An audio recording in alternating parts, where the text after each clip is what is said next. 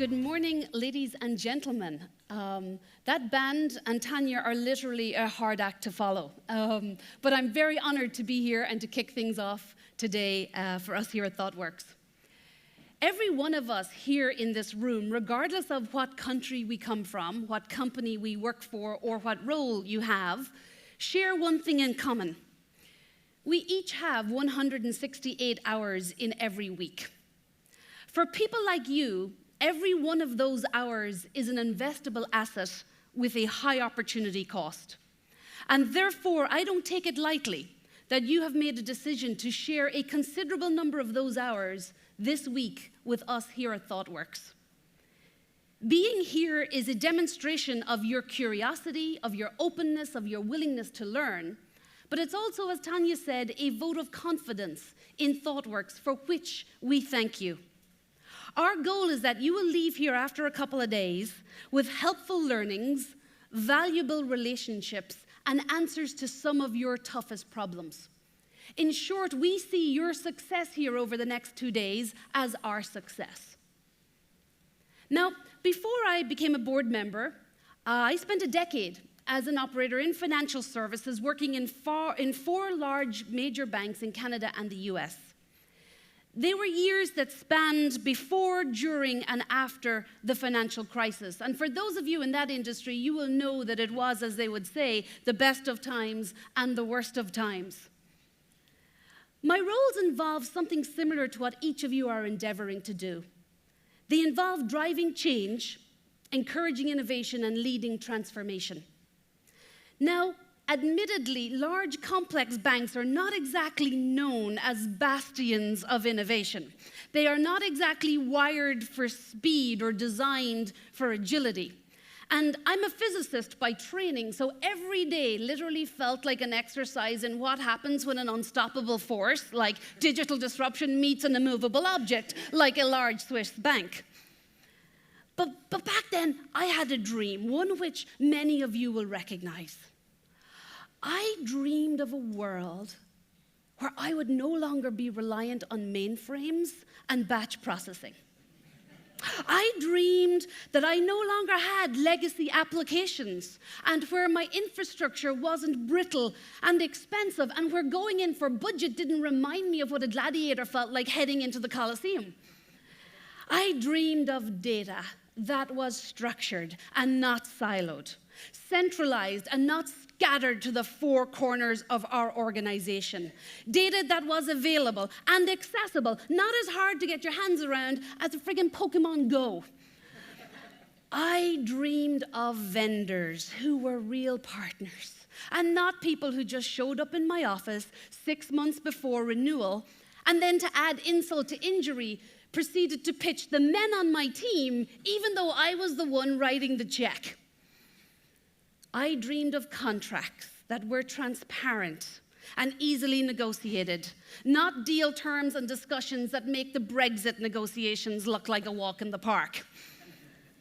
I dreamed of a life without technical debt, where agile was an actual methodology for us as opposed to an aspiration, and where things like CI or CD or continuous anything, quite frankly, would be my existence instead of the months of testing and checking that every one of our deployments involved.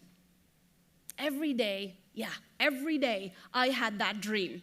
But in reality, every day was a lot closer to a nightmare. Now, some of you may be lucky. You may work for one of these bright and shiny digital native companies. And if you do, God bless you and enjoy. But if you don't, perhaps I can share a couple of hard-won lessons from my time as an innovation and change leader that will hopefully make your path towards transformation a little less arduous. As cliched as it may be, it is in those times of adversity, when you're up against it, that you really do learn the most. And throughout the course of my career, I always kept copious notes and journals because I was determined to learn as much as I could from the people that I worked with and for. It's a habit that I continued when I moved into the boardroom, where I've had the chance to see disruption and vendor relationships from the other side of the table, and where I get to learn from some of the greatest CEOs and leaders in the world. I've distilled all of these learnings down into what I now call my wisdom card. This is a small sample, but I have over 3,000 of these nuggets of advice and observations that I have accumulated over the past 20 years. So for today, I've selected just a small handful, I promise, that hopefully will help you navigate the choppy waters of change in your respective organizations. Put them as kind of things that I know now that I really wish I had known back then. And I've bucketed them into 3 overarching themes. I hope you can read my writing. First of all, respect the inertia of incumbency. Secondly, understand the power of processes. And thirdly, build a culture of belonging. So let's take them one at a time. This is perhaps one of my favorite quotes. The pace of change has never been this fast, and it will never be this slow again. As an innovation executive, I instinctively knew this to be true. And I was anxious about how quickly our business model was being disrupted. FinTech startups were just sort of spreading up everywhere, nibbling at us in the payment space over here, showing up with robo-advisors in the wealth management space over there. And yet I found it hard to instill a sense of urgency in my company's leadership. Then I realized how much truth there is to the old adage that he who does not move does not notice his chains. Large, monolithic, complex, and yes, successful companies aren't innately good at change. Why? Because they never had to be in the past. In the past, scale and market dominance gave you economics and reach that others couldn't rival. Size and footprint were part of the moat that you built around you to protect yourself from the competition. Companies knew what their assets were and what their competitive advantage was. And the best ones, of course, did realize that they couldn't let the grass grow underneath their feet. But they never imagined that they would find themselves in the equivalent of digital quicksand. But as you all know, that's exactly what has happened. Over the past decade, the game has changed. And moreover, the speed at which the game is played has really changed. What makes things different this time around is that you have 2 forces at play at once: digital disruption and demographic changes. One is compounding and amplifying the effect of the other, resulting in change that's happening at an unprecedented speed and an unprecedented scale. This time around, it's not just that customer expectations have changed.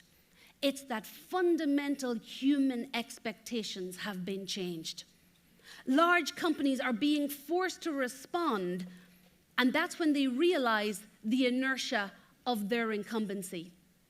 Inertia comes in many forms and may include things like multi-year product cycles in a world that demands immediacy, a business model centered on ownership in a world that's increasingly valuing access, a small number of well-defined partnerships in a world that's increasingly realizing value across a large ecosystem with a large number of players, thick and conformist cultures, rigid hierarchies, industrial era policies. These are all forms of inertia.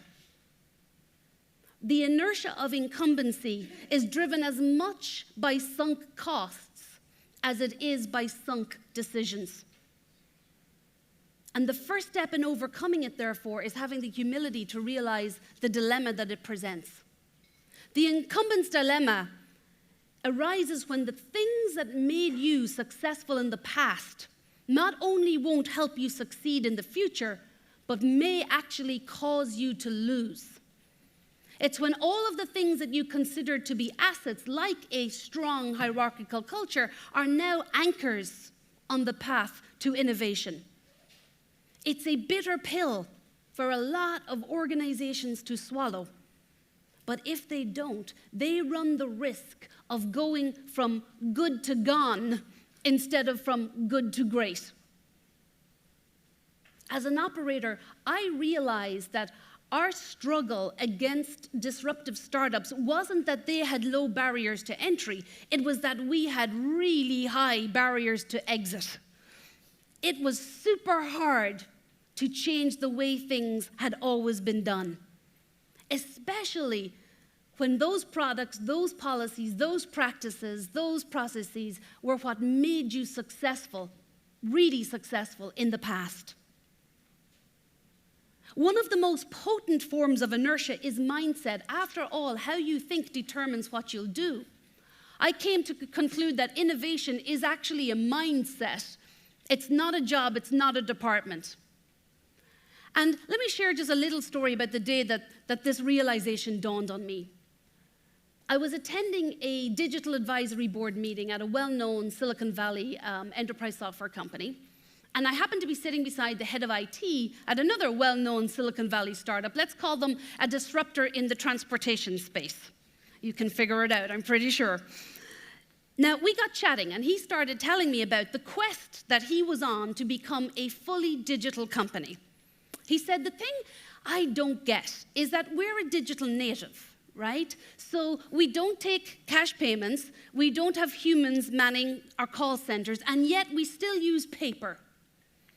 And to him, this was incomprehensible. Now, bear in mind, I was working for an old bank at the time where we were still faxing paper back and forth between our branches and our home office. So a world without paper was a mind-blowing concept in my eyes. And I was curious. I asked him, how are you going about doing that? His answer, which really appealed to me as a physicist, was friction. Throw some sand in the gears. So he went on to tell me that he started out on his quest to become a paperless company by only putting one printer on every floor. Pretty radical. He then said that what he did was he moved the printer to the farthest part of the floor, away from as many people as possible. Meaning that if somebody did want to get a printout, they had to walk across the office floor, pick up their paper, and then do this walk of shame back to their desk with their paper under their arm. Now, I'm thinking, if I tried to attempt something like that in my company, I would have a riot on my hands. And I asked him, how did he get away with it? What was the reaction? And he said, I thought it would be a similar reaction. But he said, here's the thing. Who really wants to be the person to stand up nowadays and defend the use of more paper? Plus, he said, I banked on the fact that I think people are inherently lazy. They will get used to reading things online if it means they don't have to get up and walk across the floor just to get a printout. The more I thought about this idea of friction, the more it made sense. Amazon, after all, have mastered the frictionless experience with one-click purchasing, but when you think about it, they introduce a lot more friction into the process of returning something in comparison. So going back to my friend, I kind of said this. I said, look, I always thought about digital as being about reducing friction, and he said, yes, it is. In certain cases, you introduce friction. In certain cases, you eliminate it. So using his paper example, he went on to say that he had put iPad stands at every seat in each of their main conference rooms, thus making paperless meetings very frictionless for people and very quickly became the norm. So that's the first theme.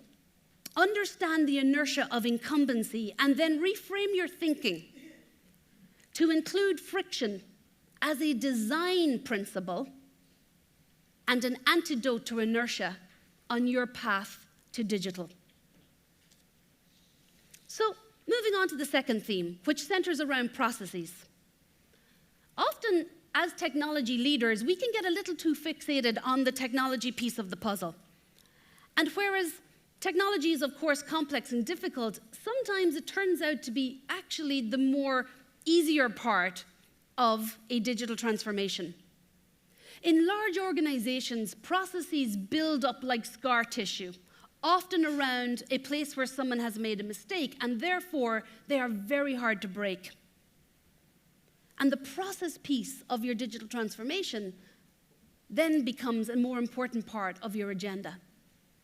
Looking back, I took two major lessons away when it came to processes. Firstly, I learned how important it is to separate the process from the outcome. And secondly, I learned to watch for small indicators of far bigger process problems. Taking the first of those, this is one of my all-time favorite wisdom cards. Just because you drove home drunk and didn't get in an accident doesn't mean that you made a good decision. Nor does it imply that the way you got home was optimal or that you might get the same good outcome next time around. So how does that translate to transformation and innovation? In the companies where I worked, we would gather innovative ideas from all of our employees.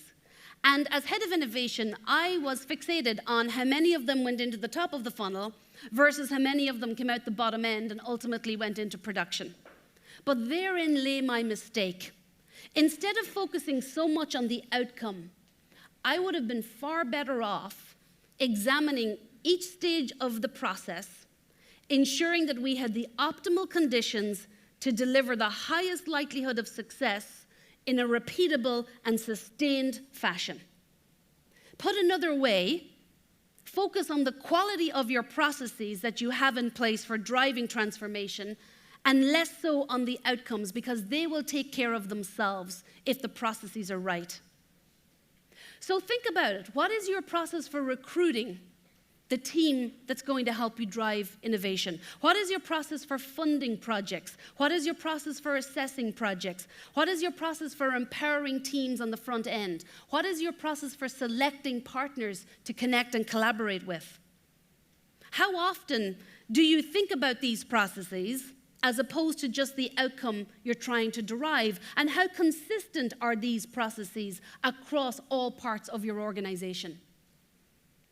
Sustained and successful transformation initiatives need to be pursued in an environment where every part of every process in the company is optimized around making them work. Moving on to my second learning about processes, look for the canaries in the coal mine. What are the indicators of broken or bad processes in your organization? Let me share a story about how I discovered ours. So back when I was working at one of these banks, we had a technology investment committee where teams would come in and pitch for funding for their respective projects. So one day, the operations team, which also reported to me, came in and asked for $50,000 to make changes to forms. Now, you may say $50,000, that's a drop in the ocean. But I was curious. I said, forms? Which forms? Well, what changes to which forms? Who decided that we needed to make these changes? And they explained, well, some of them are regulatory changes that we have to comply with, and some are requests from the field. But by and large, we've been asking for $50,000, $75,000, $100,000 every quarter to make changes to forms. So I asked, well, how long has this been going on for? I got crickets. And then eventually, this lady piped up and said, well, look, I've been working at the bank for 27 years. I've been in this group for 15 years. And as long as I can remember, we've been making changes to forms consistently over that period of time. Now, I'm sitting there and I'm kind of doing the math in my head, and I'm going, well, that's like just $3 million we've spent making changes to forms without anybody giving it a second thought. And again, I know that $3 million may not sound like a lot in your budgets, but bear in mind, this was right after the financial crisis. There wasn't a single extra discretionary dollar to be found to spend on technology. Every single decision really, really mattered. So I turned back to the team and I said, look, I'm curious. Just how many forms do we have around here anyway? Do we have like a form czar? Like, who wakes up every day and thinks about forms and how we use them to run our business? So after a couple of weeks, I got my answer.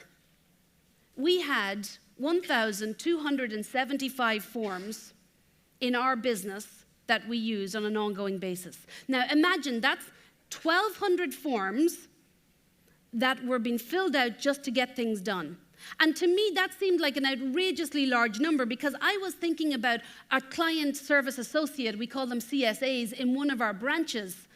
How is she ever supposed to know each of those like 1,200 forms in order to get work done? So we decided to dig a little deeper. And forms, as it turned out, were the hot door handle that warned us that our house was on fire. So we put a cross-disciplinary team together, locked them in a room for 6 weeks, fed them pizza under the door, and we asked them to work through each of these 1,200 forms. After the 6 weeks, they had reduced them to 300. 75% of our forms were eliminated in 6 weeks. Why?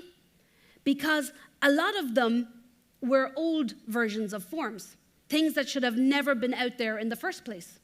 Others of them were really duplicative, right? They would be 3 pages long of a form, but differ only by 1 or 2 fields from another form that was out there. And of course, as you can imagine, if a CSA happened to fill out an old version of a form or the wrong version of a form and submitted that to the back office, it would get rejected and the process would kick off again. Forms were our proverbial canaries in our very inefficient coal mine. And they were indicative of where we had bad and broken processes, which turned out then to be the source of hidden factories of rework and shadow functions that had sprung up everywhere to deal with them, and hours of rework that was costing us multiples of $50,000 every quarter to fix, orders of magnitude more, in fact.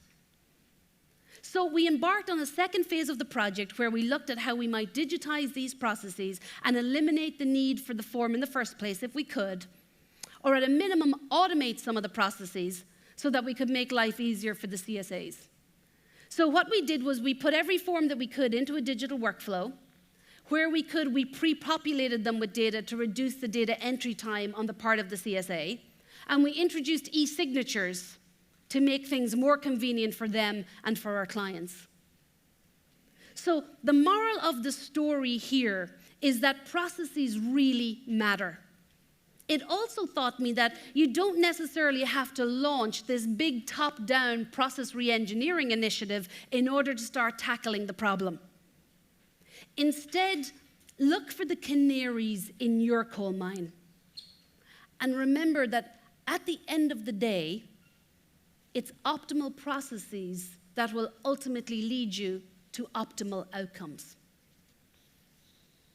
And now, on to my last theme. Perhaps the hardest lesson I learned, but unquestionably the most critical.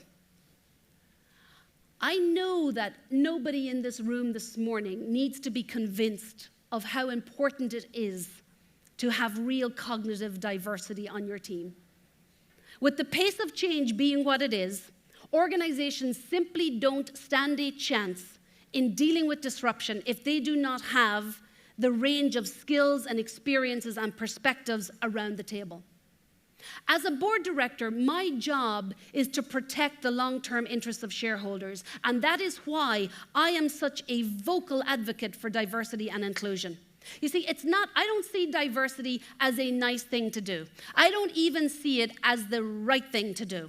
I'm a staunch advocate for diversity because in an era of rapid change, it is the only way you survive. For any organization, in any industry, in any country, you have to have cognitive diversity in order to tackle the unpredictability and uncertainty of today's changing world. But after years of working and speaking about this topic, I've reached one vital conclusion, which is this. As much as diversity and inclusion are necessary for survival, they unfortunately are far from sufficient. The holy grail in all of this is belonging. Think of it this way. Diversity is a fact. The numbers are what the numbers are for you. Inclusion is a choice. You choose whether you're going to include somebody or not, but belonging is a feeling, and therefore it trumps D&I every single day of the week. The reason it's so powerful is because it's a fundamental human and psychological need. We are all wired to belong. It's something every one of us can relate to. It's a word that transcends all cultures. Every one of you today, sitting here, can think of a moment in your life when you felt you didn't belong. When you think back to that moment, you can actually be teleported back to that feeling in the pit of your stomach. It's a time when you wanted in, you wanted to fit in, you wanted to belong, and it didn't happen. And it hurts. Maybe you were bullied as a child. Maybe you were the last one to be picked for the sports team. Maybe you weren't seen as one of the cool kids. Maybe you're gay and struggled to come out. Maybe you were embarrassed by the circumstances in which you grew up or your parents. Maybe you felt it when you went away to college or when you moved to a new country. Maybe at work, you feel it's easier to just change your name or change your accent or not talk about your sexual orientation or your religious beliefs. Ironically, the opposite of belonging is fitting in. Whenever you have to check a big part of your life or your story or your personality at the door just to make a living, that hurts. It's exhausting. You lose your mojo and you don't flourish. I always described it as a feeling of being smothered from the inside out. In my mind, belonging at work is when there's no delta between your home self and your work self. When you can be your full, authentic self at work every day. It's when you feel truly valued for everything that you are, and when everything that you are is seen as an asset. That is when you are at your best, and that is when your company will get your best. No matter what, people will try to conform to the dominant culture in an organization, and if they don't feel they belong, they cover or mask.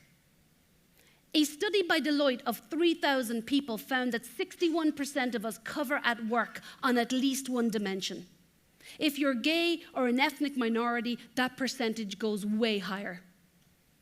When you think about it, how can we as leaders expect to get the best out of our people when they're only bringing a fraction of themselves to work every day? How can we harness their creativity when they're burning up so much energy just trying to fit in? How can we expect anybody to stick their neck out and really share a radical, innovative idea, or more importantly, perhaps a really controversial idea, if they don't feel they belong? When your team members feel unsure, they self-censor. They give only a fraction of their mind or their energy or themselves to the job. When you're trying to drive change and transformation, having employees who don't feel they belong is pure kryptonite. You simply will not get out of the gate. Think of the downsides of having people sitting there who have great ideas or have a great question they want to ask, but they're afraid to voice them for fear of being judged or criticized or embarrassed. What a waste of talent and potential. Even worse is when your employees are too afraid to say what they think, so they just actually say what they think management wants to hear. Have any of you seen that happen? I know I have. And taken to extremes, that phenomenon can be really, really detrimental. Quick story. The 2003 Space Shuttle Columbia disaster. I don't know if you'll remember it. With that particular disaster, the engineers at NASA knew that there was likely going to be an issue with foam strikes when the shuttle re-entered the Earth's atmosphere. And in a critical meeting where the top brass were there, the top management team, They felt that differences between their statuses and who really belonged in that meeting precluded them from speaking up. It's a story with a tragic ending, a failed mission, but moreover, the loss of 8 lives. The after-accident report, which I've read, was damning around the whole idea of culture and belonging. It said, and I quote, "Cultural traits and organizational practices detrimental to safety were allowed to develop, and that organizational barriers prevented effective communication of critical information." I know some of you work in industries that directly affect people's lives. So how much thought have you given to whether anyone is sitting in any of your meetings doing a risk calculation in their head as to whether or not they should say what they think they want to say? If they're sitting there tallying up whether they should share their brilliant or contrarian idea, you are not on the right road. After purposefully going to the effort of recruiting a diverse team with differing views and perspectives, what a shame for it all to go to waste just because people don't feel they belong. Belonging has the power to liberate ideas. Think of it as if diversity is a seed and inclusion is a crop, belonging is how you harvest them. Belonging is the gateway through which your employees have to pass in order to bring 100% of themselves to their jobs. Opening that gateway unleashes their creativity and tells them it's safe to take risks here. It's safe to be who you are. And as you know, that's a prerequisite if you're really trying to drive innovation and change and different kind of thinking. Belonging leads to better communication and collaboration because you're not sitting there worried about picking and choosing your words, so you can actually focus on the team's goal, and you feel confident that you can have direct and, even, confrontational conversations. Belonging enhances learning opportunities for everyone because people aren't afraid to talk about their mistakes so that everybody on the team can learn from them. I look back now and I realize just how more effective I would have been as a change leader if I'd understood the power of belonging. And it's not a hard thing to do. Unlike a big D&I strategy that's driven from the top down, anybody on your team, no matter how junior, can help to make other people feel they belong. It starts with you as a leader. Tell your story of origin. Tell your team who you really are. Don't be afraid to reveal your vulnerabilities. Talk about your mistakes. Display an openness to hear ideas no matter where they come from. Display curiosity and an insatiable desire to learn because that will encourage it in all of your people. Belonging happens in the small moments of every day that leave people feeling, yes, I am valued by my boss. And yes, somebody at work here cares about me. So if you really want your digital transformation not to fail, then by all means surround yourself with the best and most diverse team you can, but don't stop there. Work hard to make your team a place where people genuinely feel they belong. If you do, you will have their unwavering loyalty, and they will be all in on the transformation journey you're trying to take them on. And that immensely stacks the deck in your favor in terms of your prospects for success. So to conclude, if I were to leave you with one word or one concept that runs through each of my 3 themes, it's mindset. Without the right mindset around inertia, around processes, around belonging, you may be destined to fail, but with the right mindset, anything is possible. You all know that the answers to your problems are not going to be found within the 4 walls of your organization, which is why coming to events like this is super important, because you get to see what others are doing, you get to learn from other industries, you get to learn from other companies. It challenges your own thinking, it challenges your own mindset. I joined the board of ThoughtWorks for 2 reasons beyond the fact that it's just an amazing company. I joined because they truly bring cutting-edge thinking and thought leadership to the table. And I don't know about you, but when I was in a change leadership seat, I desperately wanted somebody to walk into my office with something different than what all the other shops were saying, with differentiated thought leadership, and that's what ThoughtWorks bring. They challenge my mindset in every encounter. The second reason I joined is because this is a company whom nobody can touch when it comes to diversity, inclusion, and belonging. It is genuinely core to the ThoughtWorks DNA. You see it visibly, palpably in every office that we go to for our board meetings all around the world. And it's one, perhaps the most important reason why I'm proud to be on the board and proud to be part of the ThoughtWorks family. We consider all of you to be part of our family as well. ThoughtWorks expertise, along with your leadership, are like strands of a rope, stronger when woven together. So, on behalf of us all at ThoughtWorks, we thank you for being here, and I thank you for spending at least one of your 168 hours this week with me. Thank you all very much. Enjoy the rest of the day. I look forward to chatting.